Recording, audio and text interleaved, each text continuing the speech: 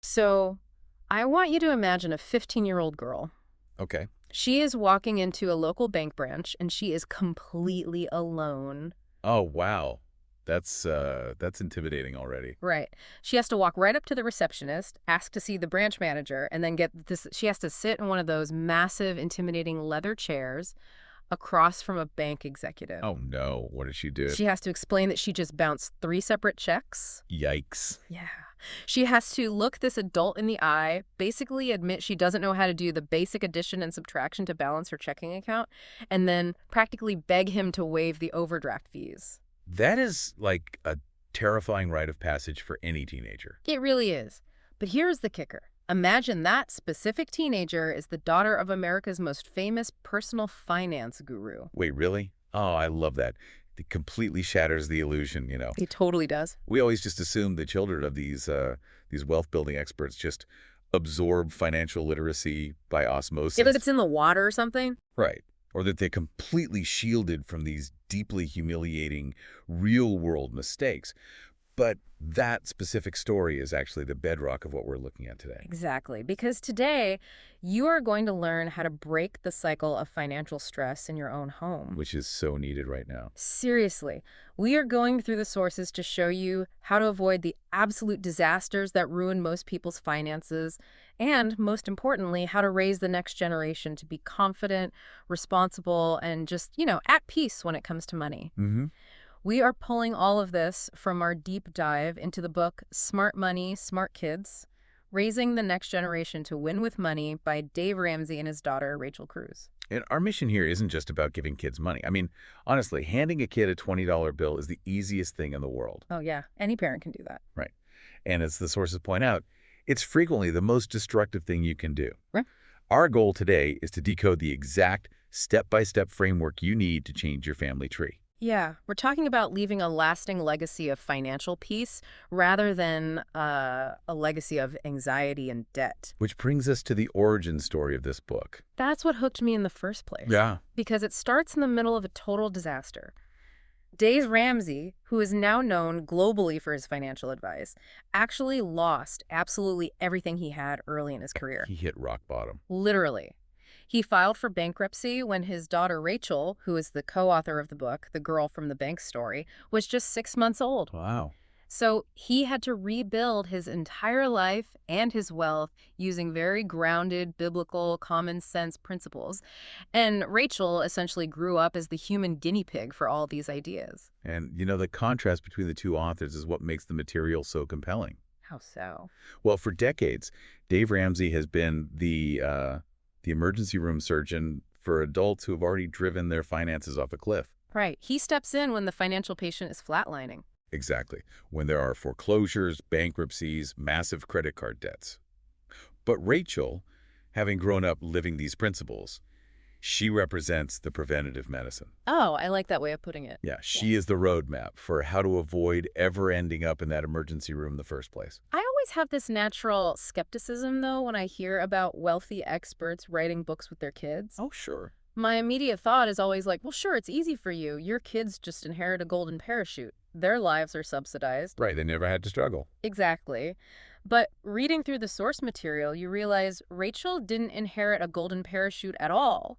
She inherited a tool belt. A tool belt, yeah. And the authors argue that to even begin using that tool belt, the very first concept a child has to wrap their head around is where money actually comes from. And that requires undoing a lot of the implicit conditioning of modern culture. Which is everywhere now. It really is. I mean, kids today watch their parents tap a piece of plastic on a machine or click a button on a phone, and a package magically appears on the doorstep the next day. It's basically magic to them. Right. The physical transaction of money has disappeared. So children naturally assume money just exists, like it's an infinite resource that parents can summon at will. Which is terrifying. Very. So the Ramseys established a foundation that aggressively combats that idea, and it starts with a strict, absolute ban on the word allowance in their home. They absolutely despise the concept of an allowance. They really do. In their view, an allowance sends the subliminal message that a child is entitled to a certain portion of the family's income simply for existing. Just for breathing the air in the house. Right, so they replaced it entirely with commissions, and it's an incredibly blunt rule. You work, you get paid. You don't work, you don't get paid. Period. And the psychological shift there is profound. When you give a child an allowance, you are inadvertently cultivating entitlement. You're training their brain to expect that life, or the government, or their parents will simply provide capital to fund their existence, regardless of their output. Which sets them up for a harsh reality check later. Exactly. But a commission system does the exact opposite. It builds dignity. Dignity, I love that word in this context. It establishes a hardwired understanding of cause and effect in the real world. A child learns that their personal effort has direct, quantifiable value. I'm trying to picture this in reality, though. Okay. Because handing a timesheet to a 4-year-old sounds ridiculous. Oh, yeah, you can't do that. Right, so how do you actually implement a commission system without turning your living room into a corporate HR department? Well, that's where the age-based progression becomes critical. Yeah. You don't treat a 4-year-old like an employee. So what do you do? For children aged 3 to 5, the absolute key is the instant payoff. Their cognitive development just doesn't allow for delayed gratification yet. Ah! If they pick up their toys on Monday and you promise to pay them on Friday, the neurological connection between the work and the reward is completely severed. They've completely forgotten what they did by Friday. Exactly. So the moment the toys go in the bin, you hand them $1. The action and the reward have to sit side by side in their brain. And the sources mention using clear jars for this age group, right? Yes, physical clear jars. Because if you hand them $1 and then hide it in like a ceramic piggy bank, it kind of defeats the purpose of the visual lesson. Right, they can't see it. They need to physically see that stack of bills growing to understand accumulation. Precisely. Then, as they grow into the 6 to 13 age bracket, you transition them to a weekly pay schedule based on a chore chart. Which is a bit more like a real job. Yeah. They're old enough at that point to understand that working consistently over several days results in a larger payout at the end of the week. But the real magic happens when they hit their teenage years. Oh, absolutely. The training wheels come off. They start applying these principles to the outside world. Which brings us to the Your Integrity Snacks story. I was hoping you'd bring this up. Honestly, it's one of my favorite anecdotes in the entire deep dive. It's so good. So Rachel and her sister Denise were in high school, and they wanted more money than basic chores were providing. Naturally. So they started a business. They bought bulk snacks from a warehouse club, loaded them onto a heavy cart, and dragged it into their dad's office building to sell to his employees. And it wasn't just a cute lemonade stand either. It was a sophisticated micro-business. Oh, totally. They actively scouted the competition. Yeah, they looked at the vending machines in the break room and deliberately undercut their prices to steal market share. Savvy. Very. But here's the fascinating mechanical problem they ran into. They were high school students. Right, they had to be in school. Yeah. They couldn't be physically present in the office building during the day to collect money. So they left a collection box and relied on the honor system. Exactly. Yeah. People were supposed to take a bag of chips and drop their money in the box. But human nature being what it is, Yep. employees started grabbing snacks without paying. They were experiencing actual inventory shrinkage. And their solution is what really demonstrates the depth of their financial education. Because they didn't run to their dad crying about it? No. And they didn't ask him to subsidize their losses either. Instead, they rebranded. It's brilliant. They changed the name of the business to Your Integrity Snacks and plastered the new name all over the cart. Your Integrity Snacks. That is such a guilt trip. Oh, it's a massive guilt trip. The psychological pressure of stealing from a teenager's integrity box solved the theft problem almost overnight. They ended up making so much money they actually had to buy an automatic coin rolling machine. Wow. Yeah, they were running actual profit and loss statements while their peers were just, asking their parents for $20 to go to the movies. Is night and day. So, for you listening to this right now, the immediate actionable application you can make today is to reframe the language in your house. Swap the word allowance for commission. Yes. Let your kids experience the good kind of tired. That satisfaction that comes from earning their own money through their own sweat equity. But, and this is a big but, earning the money is only the first half of the equation. Unfortunately. Because we know that once a child finally gets their hands on a stack of cash, it immediately starts burning a hole in their pocket. Oh, it evaporates. The thrill of earning it is quickly overtaken by the intense desire to exchange it for goods. Right.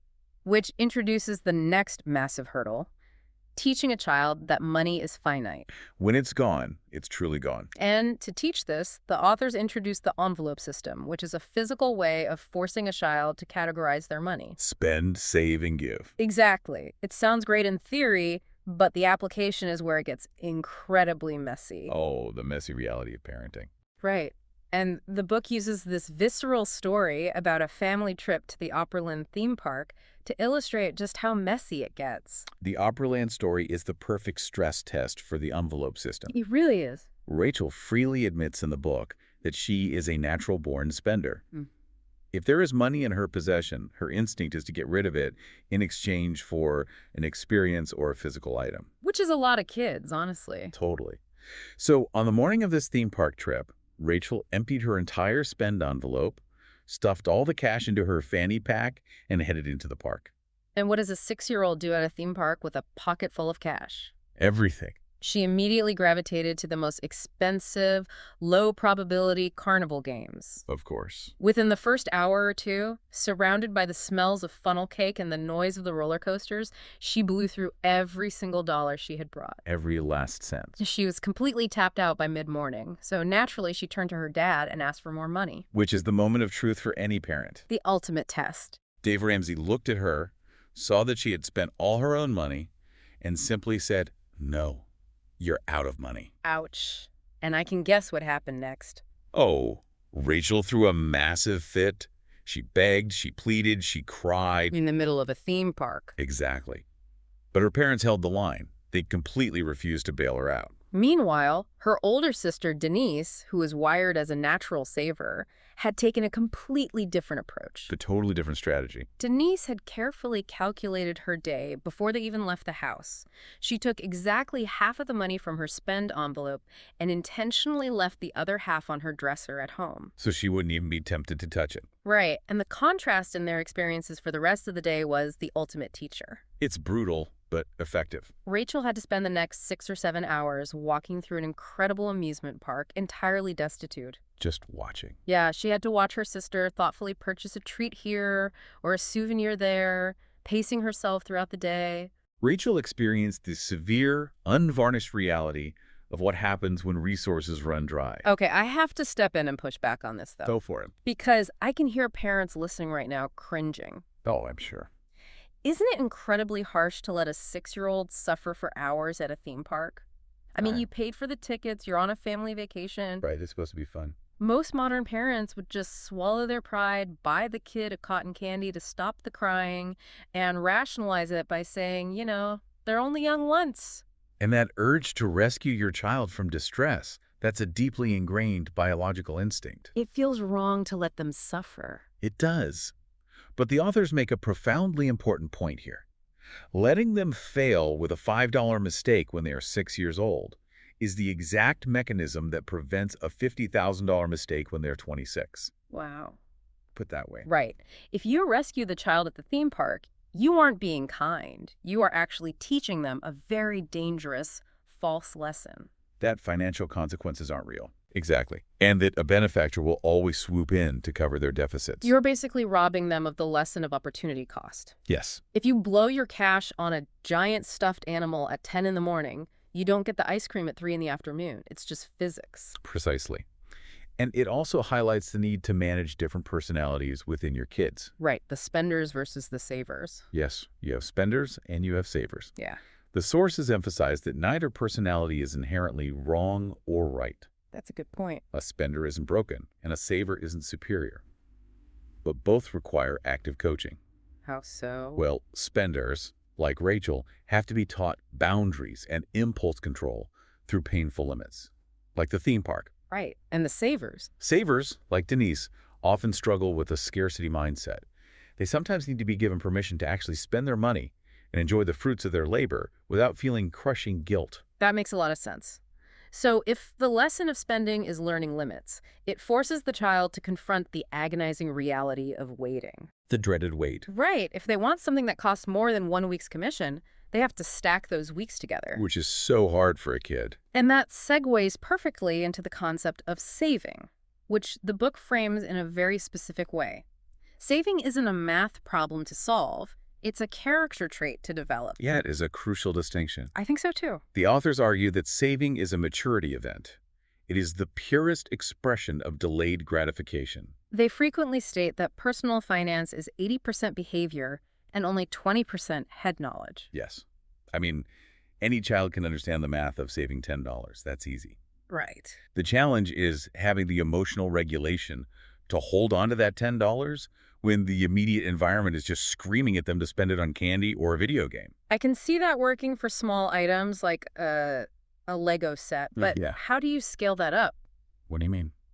Well, when a teenager starts driving, they want a car, and a Yeah. car costs thousands of dollars. When your kid is making 20 bucks a week mowing lawns, the math of buying a car seems so impossible that most teenagers would just give up and spend the 20 bucks on fast food. Yeah, the goal feels completely unattainable. Exactly.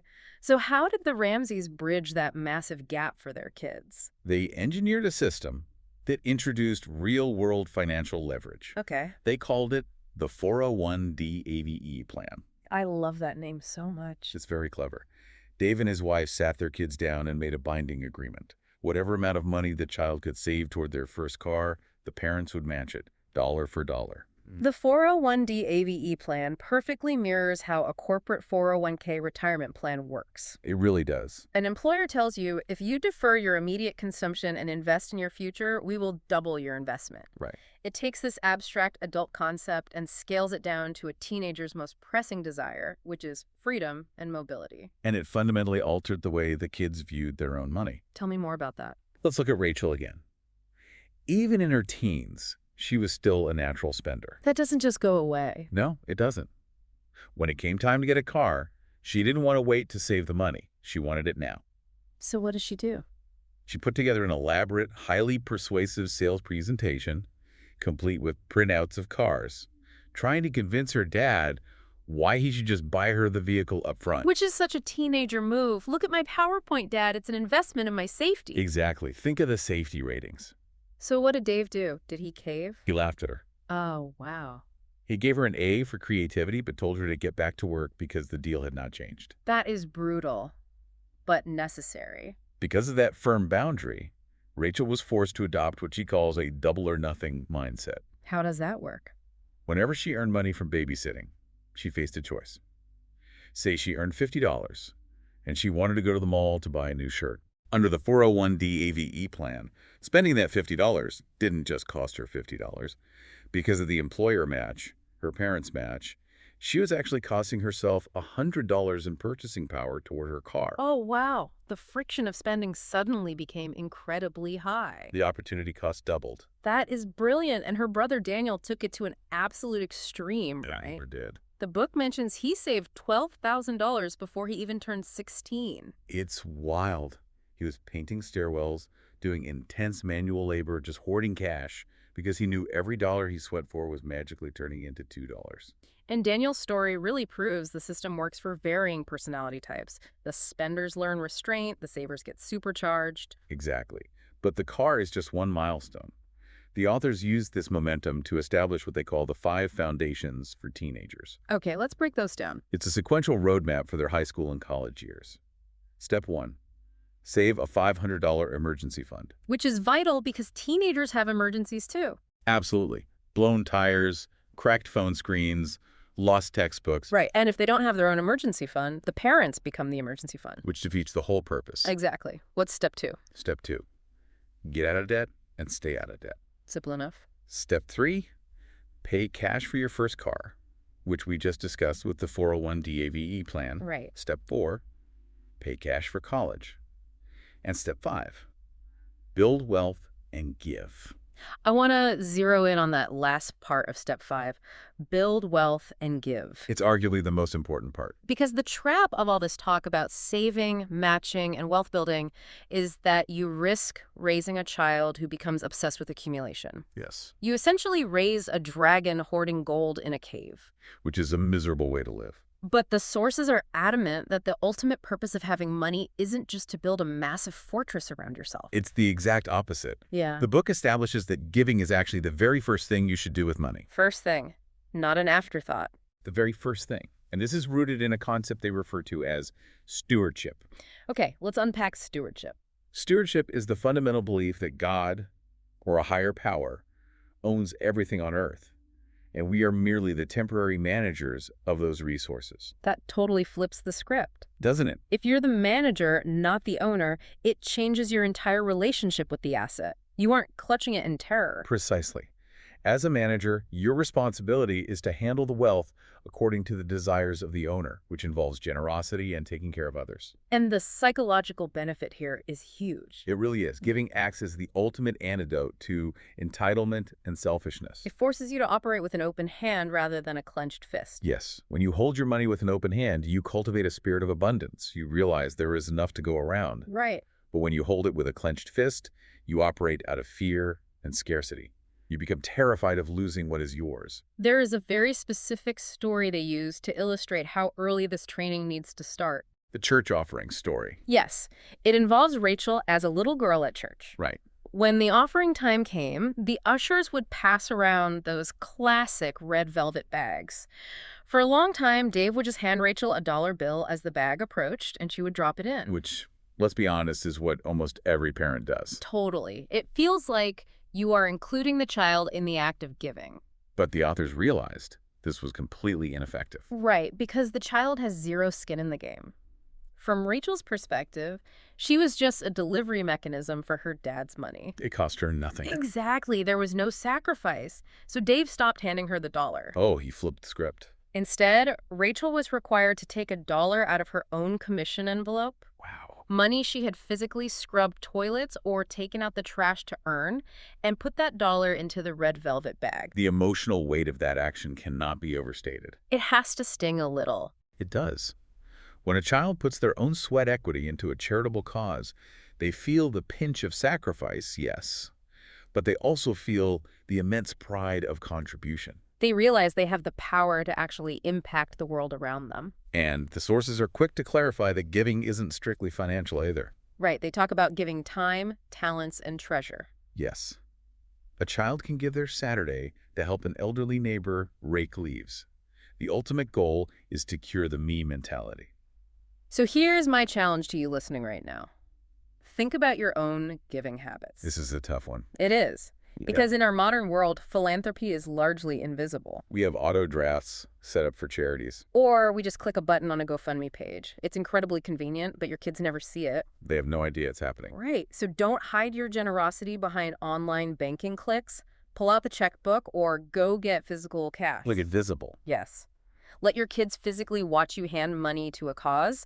And more importantly, explain why you are doing it. They need to see your values in action, not just hear you lecture about them. Exactly. Okay, so we've covered a lot of ground so far.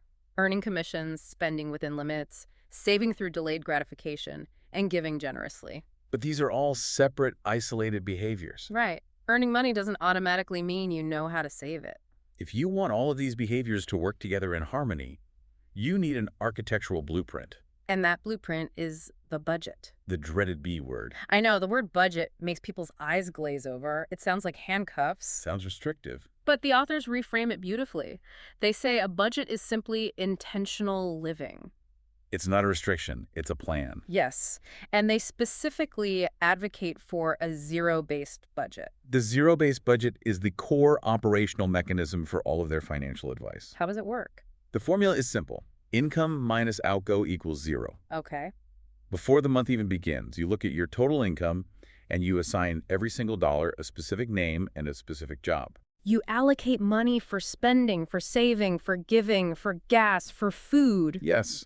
And if you have $50 left over at the bottom of the page, you don't just leave it there as a buffer.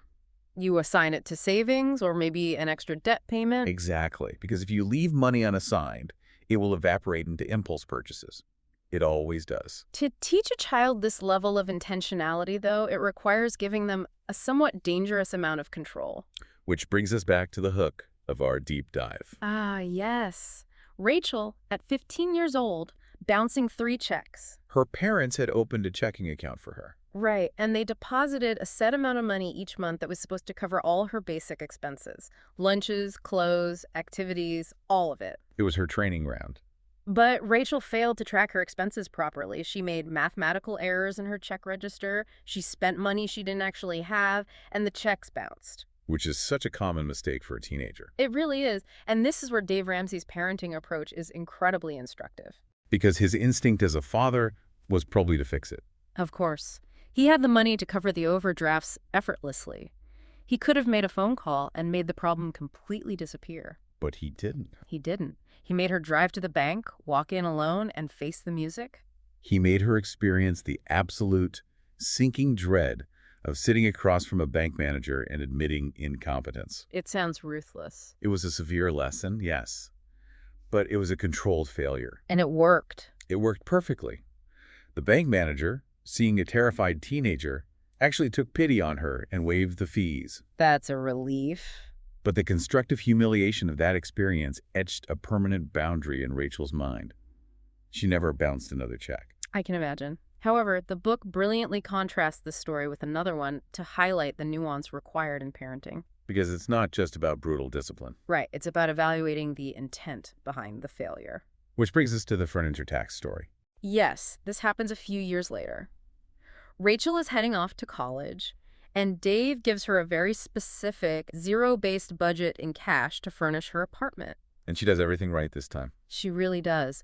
She goes to the store, carefully selects items, tracks the prices on a calculator, and stays under the cash limit her dad gave her. But when she gets to the register to pay, the cashier rings it all up, adds the state sales tax, and suddenly the total is higher than the cash in her hand. Oh no. She had completely forgotten to factor in taxes. It's an easy mistake to make. So she was humiliated at the register, had to physically put items back, and called her parents in tears. Now, in the bounced check scenario, Dave let her suffer the consequences. He did. But in this scenario, Dave and his wife evaluated the context. They saw that Rachel had genuinely tried to honor the budget. Right. She hadn't been reckless or rebellious. She had simply made an honest, inexperienced mistake. So instead of telling her, tough luck, sleep on the floor, they gave her grace. They actually covered the difference for the taxes. I think that balance is incredibly profound. It's the tightrope of parenting. If you enforce the rules with zero context, you create rigid legalism, and your kids will just resent the system entirely. But if you constantly rescue them, you create enablement and dependence. You have to judge the heart of the mistake. Exactly. At what age should this budgeting start, though? The transition to this level of responsibility happens gradually. The sources outline that from ages 3 to 13, the physical envelope sister is the budget. Because it's tactile. Yes. But by age 14, they need to transition to a written zero-based budget and a basic checking account. Why age 14? Because they need 4 years of high school to practice managing a ledger while they are still under your roof where the stakes are relatively low. That makes sense. Because if they don't learn how to tell their money what to do, the world will gladly step in and tell them what to do with it. And that leads us to the ultimate villain of the book. The normalized trap of consumer debt. Debt is marketed to us with relentless aggression. It really is everywhere. We are told that carrying a balance on a credit card is how you build credit. Or that financing a car at a high interest rate is just a standard part of adulthood. Or that student loans are completely unavoidable. Right. But the authors reject all of this outright. Their mantra is that normal in America is broke. So you shouldn't strive to be normal. They use very strong language about this. They call debt a curse. They frequently quote the proverb that the borrower is slave to the lender. And when you look at the math of compound interest working against you, it really is a form of financial slavery. Your future income is already spoken for by past decisions. The book argues that the ultimate defense mechanism against debt isn't just a high-paying job or a strict spreadsheet, though. No. The true safeguard is an internal state: contentment. Contentment. That's interesting. And contentment is widely misunderstood. We tend to view it as a finish line. Like, once I get the corner office, the bigger house, or hit a certain net worth, then I will be content. But the authors argue it's the law of great gain. Contentment is the realization that your self-worth is not tied to your net worth. It's the incredibly liberating freedom of not needing to buy things you can't afford with money you don't have to impress people you don't even like. If a teenager can internalize that kind of contentment, the marketing machinery of credit card companies just bounces right off them. But maintaining this environment of contentment and discipline is incredibly complex when you factor in real-world family dynamics. Because life is messy. It is. And the book doesn't shy away from the messy reality of modern households, For instance, they address the intense pressure on single parents. which is a huge topic. A single parent is often outnumbered by their kids, exhausted from working, and constantly battling the guilt of not being able to provide a two-income lifestyle. And the kids will absolutely weaponize this. Oh, you know they will. Whining that all their friends have the new gaming console. The sources implore single parents to hold the line and recognize that giving in to financial demands out of guilt only breeds long-term disaster. They also tackle step-families, which are notoriously difficult when it comes to money. Blended finances are tough. You might have one parent who is a strict disciplinarian with budgets and a step-parent who wants to buy affection with gifts. Which creates a massive rift. The book insists that the parents must establish a unified front behind closed doors. If there's even a crack in the alliance, the kids will find it and exploit it to get what they want. And then, of course, there are the grandparents. Ah, the grandparents. Grandparents often operate under the delusion that it is their divine right to spoil their grandchildren without limits. Which is cute until it undermines the parents. Exactly. When a grandparent constantly swoops in to buy the teenager the designer shoes they were supposed to be saving up for, they are actively sabotaging the parent's financial lessons. So what's the solution? The authors advise parents to have firm, loving, but absolute boundary-setting conversations with grandparents to protect the integrity of the process. To navigate all of this, the discipline, the freedom, the inevitable pushback, the Ramseys used a visual concept called the rope analogy. I really like this visual. Imagine you have a long rope. One end is tied around your waist, and the other end is tied around your child's waist. Okay. When they are young, that rope is very short. They are right next to you. Keeping them safe. As they grow, if they show good behavior, handle their commissions responsibly, and respect the budget, you give them more rope. You let them walk further away, make bigger decisions, and enjoy more autonomy. But the corollary is also true. If they start bouncing checks, lying about their spending, or demanding things they haven't earned, You pull the rope in. yes, you restrict their freedom until they regain your trust. And while they are out there on that rope, experimenting with life, you have to be acutely aware of what the book calls the magnification principle. I found this concept fascinating. The magnification principle states that money doesn't have a moral compass. A $100 bill isn't inherently good or evil. Right. It is just an amplifier. It magnifies whoever you already are. Exactly. If you raise a child who is fundamentally selfish, entitled, and impulsive, and then you hand them a lot of money, you haven't helped them. You've just funded their dysfunction. You've simply created a wealthy, highly destructive, selfish person on a much larger scale. Conversely, if you spend years molding a child to be generous, disciplined, and content, giving them money allows them to become a massive force for good in the world. The character must precede the cash. Always. Which brings us to the culmination of everything we've talked about today. The end game. All of these grueling daily disciplines, banning the word allowance, policing the envelope system, letting your kid cry at the theme park, matching their car savings, teaching them to budget. It's exhausting just listing it. It is, but it all leads to one monumental final goal. The generational handoff. Yeah. The authors argue that the ultimate objective of parenting isn't just to leave your kids a fat bank account when you die. The goal is to pass down a holistic financial legacy, which consists of the wealth itself and the character required to manage it. Leaving a substantial inheritance to a child who has never been trained in these principles is like handing a loaded, cocked weapon to a toddler. That's a stark comparison. It is negligent, and it will destroy them. There is a scene at the very end of the book that perfectly encapsulates what a successful handoff looks like. It's a really moving scene. Dave and his wife invited their adult children, Rachel and her siblings, to a formal family meeting. They sat around a table, and in front of each of their children, they placed a folder. A physical folder. Inside those folders were the complete, unredacted details of the Ramsey estate plans, the wills, the trusts, the businesses, all of it. It was the moment of total transparency. And before anyone opened a folder, Dave looked at his kids and said, "This isn't ours, it's God's. We are just managing it. And we have spent your entire lives training you for this moment. We know you can handle the responsibility." Imagine the peace of mind in being able to say that. Right.